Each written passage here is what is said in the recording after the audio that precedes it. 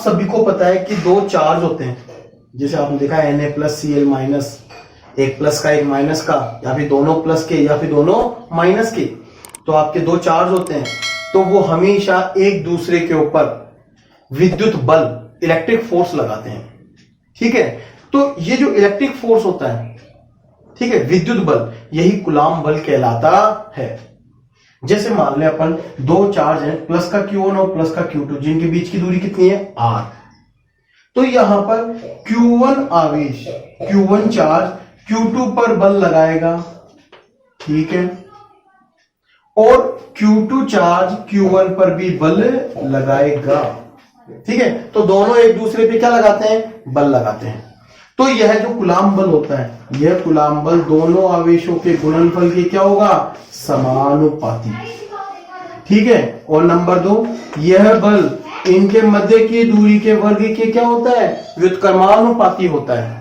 ठीक है, तो जैसे अपन समीकरण 1 व 2 को मिलाएंगे इक्वेशन 1 और 2 से, तो आपके क्या मिलेगा, F directly proportional to Q1 Q2 upon R square.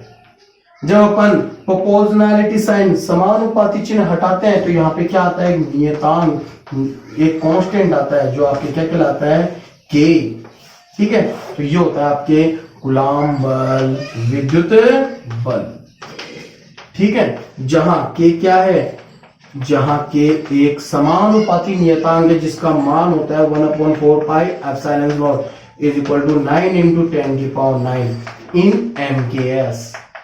तो अपन को यही याद रखना है। सर ये एप्सिलॉन नॉट क्या होता है, ये अपन उसी चैप्टर में देखेंगे जहां पे अपन कूलाम बल पढ़ेंगे। तो बस अभी आपको इतना याद करना है कि K बराबर कितना होता है, 9 × 10⁹ और अपन इससे परिणाम में बल याद कर सकते हैं। ठीक, अब अपन कुछ एग्जाम्पल लेके इसको सोल्व करते हैं। कोई ठीक है, बहुत झंडे से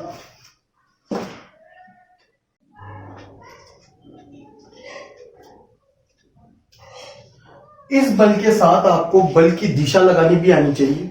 तो कैसे लगाते हैं, तो इसके बारे में अपन जानते हैं। यदि आपको Q1 व Q2 दोनों पॉजिटिव या फिर नेगेटिव दे रखे हैं, यानी दोनों प्लस के हैं या माइनस के हैं, तो इनके बीच में रिपल्शन फोर्स लगता है, और जो रिपल्शन फोर्स होता है वो हमेशा क्या होता है, अवे, एक दूसरे से दूर। जैसे अपन देखते हैं दोनों चार्ज प्लस प्लस के हैं, तो एक दूसरे को दूर भगाएंगे, तो यानी फोर्स की डायरेक्शन किधर लगानी है, अवे, यानी कि दोनों को मिलाने वाली लाइन के अलोंग, एक दूसरे से दूर। जैसे मैं बोलूं Q2 पे लगाओ, तो Q2 पे आप किस तरफ लगाओगे, बाहर की तरफ, और Q1 पे बोला जाए तो आप इधर लगाओगे। तो आपको एक बल की दिशा लगानी आनी चाहिए, और एक बल का फॉर्मूला आना चाहिए जो अपने कितना है, K Q1 Q2 upon R square. Sir ये तो बात हो गई जब दोनों आवेश समान सजातीय हो, दोनों या तो प्लस के या दोनों माइनस के। अगर कंडीशन ये हो जाए कि एक प्लस का है और दूसरा आवेश माइनस का, यानी एक चार्ज तो प्लस और दूसरा माइनस, तो इनके बीच में अट्रैक्शन होगा। इनके बीच में क्या होगा, अट्रैक्शन। जैसे वहां पे रिपल्शन, प्रतिकर्षण हो रहा था, तो यहाँ पे अट्रैक्शन होता है। तो अट्रैक्शन फोर्स कैसे लगाते हैं, अट्रैक्शन फोर्स लगाने का तरीका है दोनों को मिलाने वाली लाइन के अलोंग, एक दूसरे की ओर, क्योंकि अट्रैक्शन हमेशा एक दूसरे की ओर होता है। तो यदि इस पे बल लगाओगे तो ये इसकी तरफ इसकी दिशा होगी, और इस पे बल लगाओगे तो ये Q1 की तरफ इसकी दिशा होगी, यानी एक दूसरे की ओर, अट्रैक्शन। अब इसके बाद में जब आपने बल का फॉर्मूला देख लिया, आपने बलों की दिशा देख ली कि प्लस प्लस माइनस माइनस में प्रतिकर्षण दूर लगाना है, और जब प्लस माइनस विपरीत प्रकृति के हो तो उनको आकर्षण एक दूसरे की ओर लगाना है। तो इसके बाद में आप क्या कीजिए, वही पैरेललोग्राम लो। ठीक है, आपको पता है दोनों को फोर्सेस को ऐड करना पड़ेगा टोटल फोर्स निकालने के लिए, तो इनके बीच का सबसे पहले एंगल पता कर लीजिए। एंगल पता करने के बाद में दोनों वेक्टर के मैग्नीट्यूड निकाल लो। यदि फोर्स है तो इनके फॉर्मूले से मैग्नीट्यूड निकाल लो, और ये रिजल्टेंट का फॉर्मूला लगाकर अपन क्या कर सकते हैं, परिणामी बल, रिजल्टेंट फोर्स की वैल्यू निकाल सकते हैं। यदि आपको डायरेक्शन निकालनी है तो डायरेक्शन में अपन ये फॉर्मूला लगा देंगे, ये मैंने अभी बताया था। परंतु मैंने आपको बताया था कि अपने सिलेबस में केवल यही है question P equal to Q, यानी दोनों फोर्सेस दोनों वेक्टर क्या होंगे, इक्वल। तो इनका रिजल्टेंट कहां से पास होगा, θ/2 एट मिड, यानी इनके बीच में से वो फोर्स या वेक्टर पासेज होगा, गुजरेगा। ठीक है, तो आपको बस इतना सा ध्यान रखना है। अब इसके बाद में अपन कुछ न्यूमेरिकल्स करते हैं, इसको देखते हैं कैसे अपन ये अप्लाई करेंगे, कैसे लगाएंगे। तो बड़ा ही सिंपल है। पहले सबसे पहले अपन 2 फोर्सेस लेंगे, फिर 3, फिर 4, ऐसे देखते जाएंगे और ये अपने कूलॉम्स लॉ का चैप्टर का वेक्टर वाला पोर्शन कंप्लीट हो जाएगा। तो आते हैं क्वेश्चन नंबर 1। जैसे आपको एक क्वेश्चन दिया गया है, if like and equal charges are at vertex of equilateral triangle, यानी इक्विलेटरल ट्राइंगल एक समबाहु त्रिभुज है जिसके 3 शीर्ष हैं, तीनों शीर्षों पर 3 चार्ज लाइक और इक्वल सजातीय है, एक जैसे प्लस प्लस या फिर माइनस माइनस के और समान परिमाण के उपस्थित हैं। त्रिभुज की भुजा कितनी है, स्मॉल ए। ठीक है, भुजा कितनी है, स्मॉल ए। तो आपको किसी भी एक शीर्ष पर परिणामी बल ज्ञात करना है। तो जब भी ऐसा कोई क्वेश्चन मिले तो सबसे पहले एक डायग्राम बना लेना चाहिए। ठीक है, सिंपल सा। तो आपने कहा जैसे जैसे आपने कहा वैसे अपन डायग्राम बनाते हैं। मान लो जैसे आपके ये इक्विलेटरल ट्राइंगल है, इसको नाम दे देते हैं ABC। ठीक है, इसकी साइड कितनी है, स्मॉल ए स्मॉल ए स्मॉल ए। अब आपको पता है कि एवरी एंगल कितना होता है, 60। ठीक है, 60 डिग्री होता है इक्विलेटरल एंगल, तो ये आपने पढ़ा लिया। अब आपको कहा गया है कि यहाँ पे कितने चार्ज हैं, 3 चार्ज, वो भी कहां पर इनके वर्टेक्स पे। तो प्लस कैपिटल Q और ये रहा आपके प्लस कैपिटल Q। जैसे आपने चार्ज लगाए, अब अपना काम कंप्लीट। अब अपन लगाएंगे फोर्स, क्योंकि अपन को कूलॉम परिणामी बल निकालना है। तो कूलॉम फोर्स कैसे लगाते हैं, मैंने तुम्हें बताया था। सबसे पहले ये फिक्स कर लो किस शीर्ष पे निकालना है। जैसे आपको कहा गया है ए शीर्ष पर निकालते हैं। सर ए पर क्यों, सॉरी, जैसे आपको कहा गया है सी शीर्ष पर निकालते हैं। तो सर सी पर क्यों, ए पर भी निकाल सकते हैं, बी पर भी निकाल सकते हैं। आपके मन में आए जिस शीर्ष पे निकालिए, कोई दिक्कत नहीं है। तो बस ये ध्यान रखिए जिस शीर्ष पे आप निकाल रहे हैं उस शीर्ष को, उस वर्टेक्स को आप ले लो। सारे फोर्स कहां पे लगाने हैं, इसी वर्टेक्स पे लगाने हैं। तो सबसे पहले अपन देखते हैं इस आवेश को हाइड करने के बाद में कितने चार्ज, कितने आवेश बचे, 2। तो हमें कितने बल लगेंगे, 2 बल लगेंगे। सबसे पहले ए वाला प्लस प्लस रिपेल करेंगे। तो मैंने बताया था जब प्रतिकर्षित करते हैं तो वो क्या होते हैं आपके अवे, बल कितना लगता है, अवे। तो ये हो गया। तो सर इसका मान कितना होगा, के। आवेश कितना है, चार्ज कितना है, Q1 और ये Q2। तो दोनों ही Q है, तो Q square upon distance square. Distance कितनी है इनके बीच की, स्मॉल है, तो आप क्या आ गया, A स्क्वायर। बोलो आया नहीं है। इसी प्रकार अपन ये देखें, ये प्लस का तो ये भी एक दूसरे को रिपेल करेंगे, तो अवे। तो ये फोर्स हो गया आपके F1 मान लो, ये F2 मान लो, कितना हो गया, Q square upon A square. जब दोनों वेक्टर पता लग गए तो अब अपन इनके बीच का कोण पता करते हैं, एंगल। तो सर एंगल कितना होगा, तो आप देख रहे हो वर्टिकल अपोजिट एंगल, ये एंगल कितना हो गया, 60 डिग्री। तो आपने देखा कि सी वर्टेक्स पे, शीर्ष पे जो टोटल फोर्स होगा F1 vector plus F2 vector, और इनके बीच का एंगल कितना है, थीटा इक्वल टू 60। अब आप देखना चाहो तो एक चीज पता लगेगी कि F1 और F2 दोनों फोर्स वैल्यू में क्या है, इक्वल। जब दोनों फोर्स इक्वल है तो आपको एक चीज पता लगेगी कि परिणामी बल, रिजल्टेंट फोर्स कहां से गुजरेगा, इनके बीच में से। तो बीच का मतलब 30 डिग्री के एंगल पे जाएगा। तो कितना होगा, तो उसका मैग्नीट्यूड निकालने के लिए अपन फॉर्मूला लगाएंगे। तो FC बराबर, बताया था पैरेललोग्राम वाला, रिजल्टेंट का क्या था, P स्क्वायर। और सर P और Q तो है ही नहीं, तो F1 P है, F2 Q है। तो आपके क्या बन गया, F1 square plus F2 square plus 2F1 F2 cos 60। अब वैल्यू पुट कर दो। जैसे आप वैल्यू पुट करेंगे तो आपके पास आएगा। ये कैलकुलेशन आराम से करनी चाहिए क्योंकि बहुत सारे बच्चे इसमें गलती करते हैं। तो F1 कितना है, Q square upon A square का होल स्क्वायर होगा, क्योंकि F1 तो ये है और इसका अपन स्क्वायर करेंगे तो ये आएगा। ऐसे कैसे, Q square upon A square का क्या आएगा, होल स्क्वायर प्लस 2।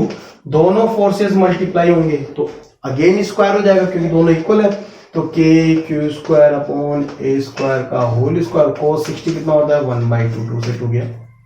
आप देख रहे हैं सर ये इसका होल स्क्वायर, ये इसका होल स्क्वायर, ये इसका होल स्क्वायर, यानी तीनों सेम है।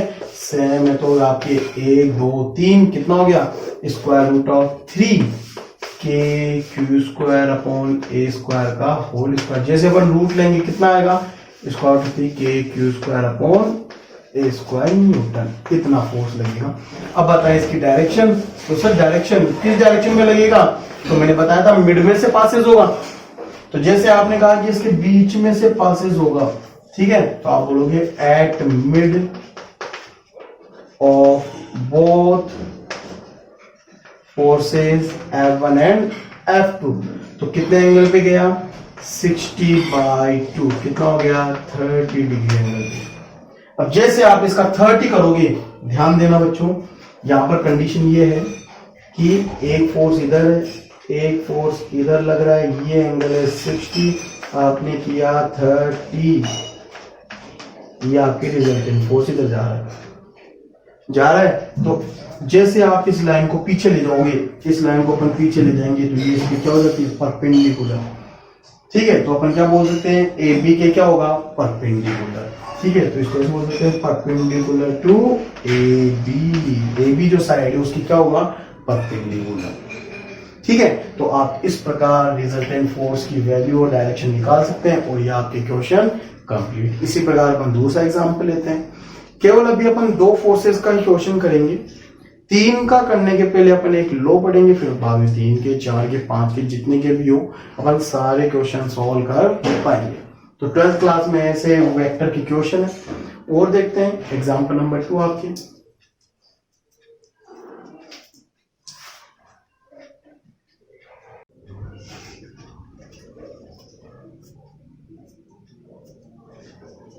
अब जैसे आपको एक क्वेश्चन दिया हुआ है कि आपके वही एक इक्विलेटरल ट्रायंगल समबाहु त्रिभुज है जिसकी तीनों भुजाएं ए, साइड्स ए है। आप जानते हैं एवरी एंगल 60 डिग्री। अब आपको चार्जेस बता रखे हैं कि ए पर तो प्लस क्यू, बी पर प्लस क्यू और सी पर माइनस क्यू, और क्वेश्चन में दिया हुआ है कि ए पर रिजल्टेंट फोर्स निकालना है। तो सर ए वर्टेक्स पे सबसे पहले ए वर्टेक्स को ले, इस पे कौन सा चार्ज है प्लस का, तो अपन देखेंगे बी को इस पे प्लस, तो रिपल्शन फोर्स हो गया, तो इधर आएगा F1 फोर्स कितना होगा के क्यू स्क्वायर अपॉन साइड का स्क्वायर तो ए स्क्वायर हो गया। अब अपन देखेंगे सर ये माइनस और ये प्लस, तो एक दूसरे को अट्रैक्ट करेंगे तो किस पे लगाना है फोर्स, केवल ए पर, क्योंकि ए पर ही रिजल्टेंट फोर्स निकाल रहे हैं। तो अट्रैक्शन का मतलब ये हो गया इस तरफ। तो F2 कितना होगा कि अब सर ये प्लस का ये माइनस का, तो आंसर क्या माइनस में आएगा, नहीं, अपन को केवल मैग्नीट्यूड लेना है। तो आपकी ये भी प्लस का ये भी प्लस का, तो के क्यू स्क्वायर अपॉन डिस्टेंस ए स्क्वायर। अब इनके बीच का एंगल पता होना चाहिए। अब सर इनके बीच का एंगल कैसे पता करें, मैंने आपको वेक्टर के बीच में एंगल निकालना बताया था। आप एंगल तभी निकाल सकते हैं जब 2 वेक्टर आपके हेड से टकराए या फिर टेल से टकराए। तो यहां पर ये टेल से यहां पे टकरा रहे हैं, तो इनके बीच का एंगल ये हो गया। तो ये 60 है तो ये कितना होगा थीटा हो गया 120, ठीक है। अब अपन इसका रिजल्टेंट फोर्स निकालते हैं। तो सर रिजल्टेंट फोर्स निकालने का फॉर्मूला क्या होता है, सबसे पहले देख ले एफ वेक्टर बराबर क्या होगा F1 vector plus F2 vector. अब पता होना चाहिए थीटा कितना है 120, ठीक है। और आप देख रहे हैं वही बात कि F1 और F2 दोनों ही क्या है मैग्नीट्यूड में इक्वल है। तो आपके इसका रिजल्टेंट का फॉर्मूला क्या होगा, वही आपके square root of F1 square plus F2 square plus 2F1 F2 cos 120। अब आपको cos 120 की वैल्यू पता नहीं चाहिए कितनी होगी है माइनस की 1/2। ये वैल्यू आपको पता होगी तब ये न्यूमेरिकल सोल्व होगा। तो वही ट्रिग्नोमेट्री की बात है। तो सर F1 कितना है, वैल्यू रखेंगे तो के क्यू स्क्वायर अपॉन ए स्क्वायर का होल स्क्वायर प्लस के क्यू स्क्वायर अपॉन ए स्क्वायर का होल स्क्वायर। यहाँ पे जब अपन दोनों फोर्सेस रखेंगे तो उनका स्क्वायर वैसे हो जाएगा, तो 2 के क्यू स्क्वायर अपॉन ए स्क्वायर का होल स्क्वायर, और ये आपके माइनस का हाफ। तो 2 से ये कट गया, तो ये टर्म किसकी हो गई, ये हो जाएगी माइनस की, और जैसे ये माइनस की टर्म हो जाएगी तो ये पूरा 1 के साथ कैंसिल हो। बचा एक, तो आपके रिजल्टेंट फोर्स किसके इक्वल होगा, वही किसी एक फोर्स के इक्वल हो जाएगा। ठीक है, तो ये आपके न्यूटन इतना फोर्स आ गया। अब इसकी डायरेक्शन निकालें, डायरेक्शन वही θ/2, 120 का हाफ कितना होता है 60 डिग्री। अच्छा 60 डिग्री का मतलब यानी ये 60 डिग्री ऐसे जाएगा, इधर से ले लो 60। तो जैसे आपने इसको बनाया तो ये इसके क्या हो जाता है, इस साइड के पैरेलल हो जाता है। तो आप क्या बोलोगे, इसकी डायरेक्शन क्या हो गई, पैरेलल टू, डायरेक्शन क्या है B to C, BC। अगर ये ऐसे होता तो इसको बोलते हैं C to B यानी CB। तो बस ये आपके क्या हो गया इसका आंसर। तो ऐसे अपन रिजल्टेंट निकाल सकते हैं। तो आपने दो फोर्सेस का रिजल्टेंट निकालना देखा। अब अपन देखेंगे 3 या फिर 4 या 5 से ज्यादा फोर्सेस लगे तो उनका रिजल्टेंट कैसे निकालते हैं। ठीक है, तो उसके लिए अपन पॉलीगन या फिर अपने सुपरपोजिशन प्रिंसिपल काम में लेंगे। अब सुपरपोजिशन थ्योरम के न्यूमेरिकल को अपन समझने के लिए एक न्यूमेरिकल लेते हैं। जैसे आपको डायग्राम में एक स्क्वायर दे रखा है जिसकी साइड स्मॉल है, एवरी एंगल 90 डिग्री। ठीक है, और आपको बी कॉर्नर के ऊपर रिजल्टेंट फोर्स निकालना है। तो सर बी कॉर्नर पे रिजल्टेंट फोर्स कैसे निकालें, तो बी कॉर्नर पे रिजल्टेंट फोर्स निकालने के लिए मैंने आपको सबसे पहले कहा था कि जिस कॉर्नर पे आपको फोर्स निकालना है उस कॉर्नर को ले लीजिए, उसके अलावा देखिए कितने चार्ज है, 1 2 3, यानी इस बी पर कितने फोर्स लगेंगे, 3 फोर्सेस, 3 बल लगेंगे। ठीक है, अब कैसे लगेंगे, तो उन बलों को दिशा के साथ मान ज्ञात कीजिए। तो देखते हैं अपन, जैसे अपन देखेंगे ये ए वाला प्लस का क्यू, बी पर भी प्लस क्यू है, तो इन दोनों की रिपल्शन क्या होता है, अवे का मतलब ये फोर्स इधर रहेगा, दैट इज द F1। कितना होगा K, Q1 भी Q, Q2 भी Q, तो आपके हो गया KQ² अपॉन साइड स्क्वायर, इनके बीच की डिस्टेंस कितनी है A, तो A², वो आप नहीं हुआ। इसी प्रकार अपन देखते हैं कि आपको मिलेगा C पर भी प्लस Q और B पर भी प्लस Q, तो ये भी क्या करेंगे, रिपेल, प्रतिकर्षित, तो अवे एक दूसरे से दूर, तो ये फोर्स लगेगा इधर, ये हो गया आपके F2। कितना होगा, ये भी KQ² अपॉन A², बोलो हो गया। अब अपन क्या करते हैं, अब अपन देखते हैं कि D के कारण बल फोर्स किधर लगेगा। तो ये सर इस डायगोनल के अलोंग, क्योंकि दोनों को मिलाने वाली लाइन के अलोंग लगता है, तो इसे अवे, तो ये इस तरफ लगेगा, दैट इज द F3। कितना होगा, KQ² अपॉन डिस्टेंस कितनी है, डायगोनल यदि आपको पता है स्क्वायर का डायगोनल कितना होता है, √2a, तो √2a का स्क्वायर क्या होगा, 2a²। ठीक है, तो यहां से आपने देखा कि F1 बल और F2 बल फोर्सेस दोनों क्या है, आपस में इक्वल है। तो अब अपन बोलेंगे कि बी पॉइंट पे जो रिजल्टेंट फोर्स होगा वो क्या होगा, according to superposition theorem, F1 vector plus F2 vector plus F3 vector. अब मैंने कहा था सभी के बीच में अपन क्या करेंगे, एंगल पता कर लेंगे। सबसे पहले देखते हैं अपन F1 व F2 के बीच में एंगल कितना है, F1 और F2 के बीच में एंगल है θ1 = 90 डिग्री। ऐसे कैसे F1 व F3 के बीच में एंगल कितना है, ये होगा आपके 45 डिग्री। ऐसे कैसे F2 एंड F3 के बीच में एंगल कितना होगा, सर ये भी होगा अपने 45 डिग्री। ठीक है, तो सर यहां पर सबसे पहले कौन से दो फोर्सेस सोल्व करनी चाहिए, मैंने कहा था जिनके बीच में एंगल 0 180 90 हो। अभी आप देखोगे कि सर 0 नहीं है, 180 नहीं है, तो कौन सा है 90, यानी सबसे पहले इन दोनों फोर्सेस को आप सोल्व करोगे क्योंकि इनके बीच का एंगल कितना आ रहा है 90। ठीक है, तो आप क्या बोलोगे, for resultant of F1 and F2, तो आप बोलोगे F1 व F2 के परिणामी के लिए। अब सर परिणामी का कौन सा फॉर्मूला लगाना है, वो पैरेललोग्राम वाला, माना इन दोनों का परिणामी FR1 है, तो क्या होगा, √, F1² plus F2² plus 2F1 F2 cos 90। अगर आपको पता हो तो cos 90 कितना होता है, 0, तो ये पूरी टर्म क्या हो गई, 0। अब F1 F2 बराबर है तो F, तो ये भी F², ये भी F², तो कितना हो गया, √2F, यानी आपके पहला रिजल्टेंट फोर्स कितना आ गया, √2 एफ की वैल्यू लिखना चाहे तो कोई भी एक लिख दे, क्या आएगा के क्यू स्क्वायर अपॉन ए स्क्वायर। जब आपने किन्हीं दो फोर्सेस किन्हीं दो बलों का परिणाम ही निकाल लिया तो अब जरूरी होती है इसकी दिशा। आपको डायरेक्शन पता होनी चाहिए, डायरेक्शन यानी दिशा। तो मैंने आपको बताया था जब दोनों फोर्सेस इक्वल होते हैं तो इनका परिणाम ही कहां से गुजरता है, इनके बीच में से गुजरता है, यानी 45 डिग्री के कोण पे निकलेगा। तो ये हो गया आपके इन दोनों का रिजल्टेंट FR1 वेक्टर। 45 डिग्री पर आप जैसे लोगे तो ये F3 की डायरेक्शन में ही आ जाएगा। तो इसका मतलब क्या हो गया, अब आप निकालोगे total resultant at B point, तो FB vector is equal to F1R vector plus F3 vector.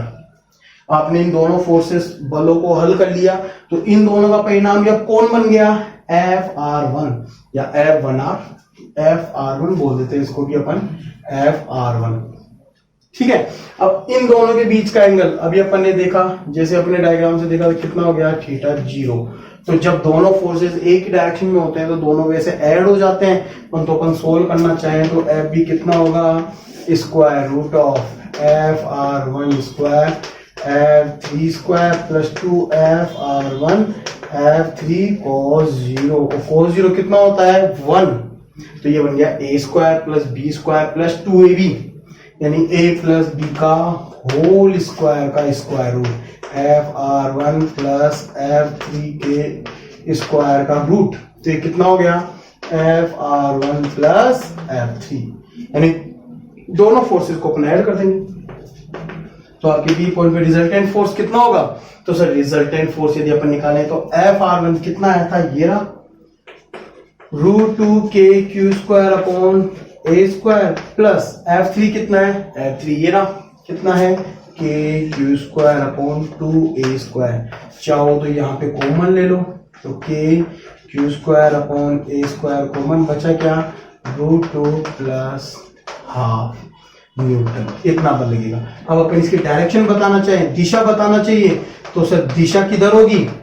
तो यदि अपन इसकी दिशा जानना चाहें तो सर दोनों इसी डायरेक्शन में लगे, तो दोनों फोर्स इसी डायरेक्शन में है तो रिजल्टेंट भी इसी डायरेक्शन में, किसके अलोंग डायगोनल DB।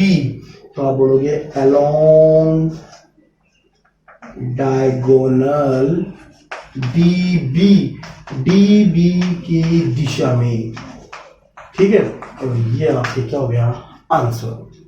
तो इस प्रकार अपन सुपरपोजिशन थ्योरम को काम में लेते हैं और मैग्नीट्यूड निकालने के लिए अपन वो ही पैरेललोग्राम लॉ काम में लेंगे।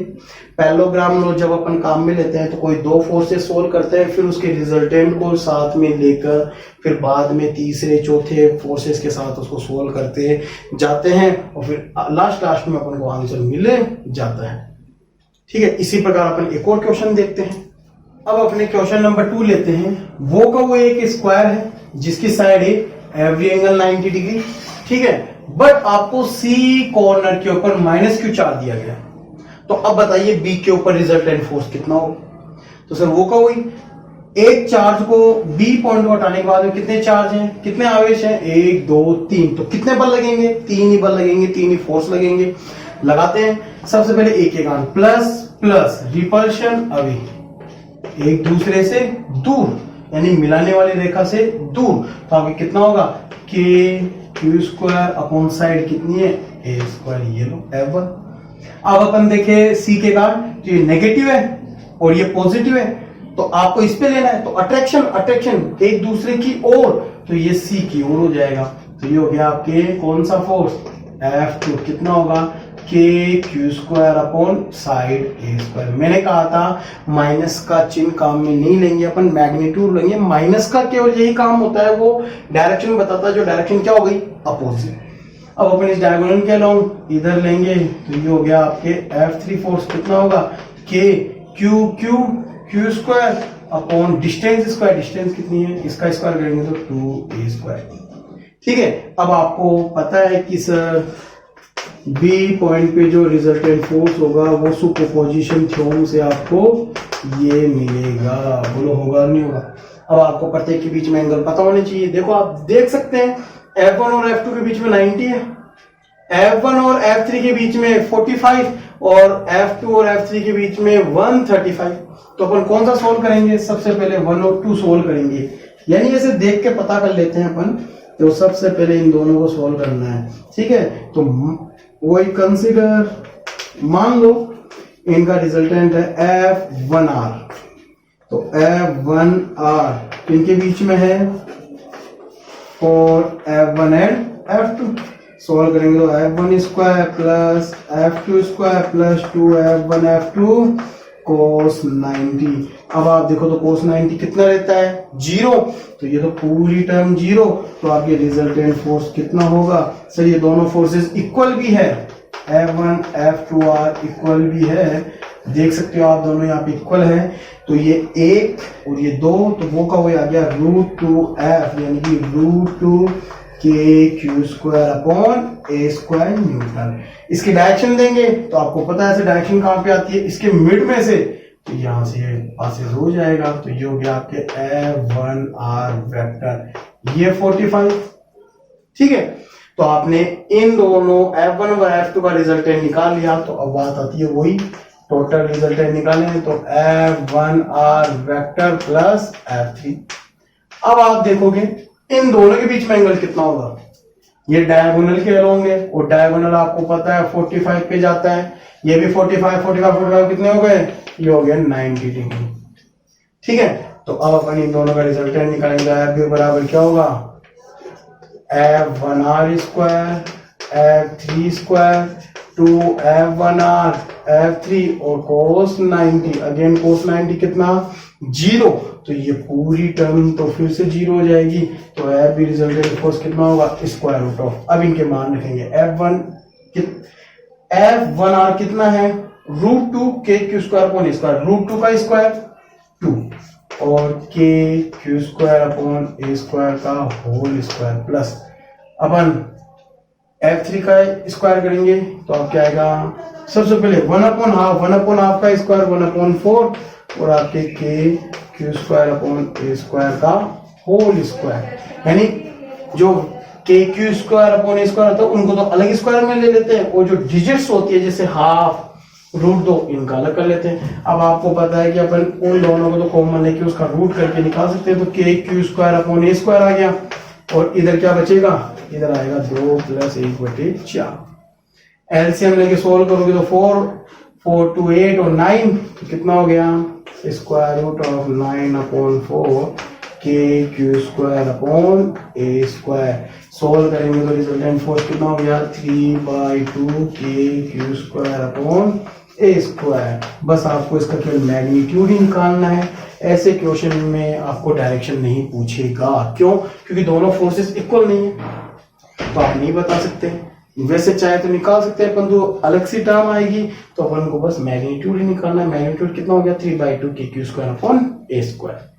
तो इस प्रकार आप सुपरपोजिशन थ्योरम को लगाकर ऐसे बहुत सारे क्वेश्चन है आपकी बुक के अंदर, किसी स्क्वायर के सेंटर पे निकालोगे, ठीक है, और किधर भी कॉर्नर पे निकलवा सकता है, ट्रायंगल में निकलवा सकता है, तो कोई सा भी क्वेश्चन हो आप ऐसे सोल्व कर सकते हैं।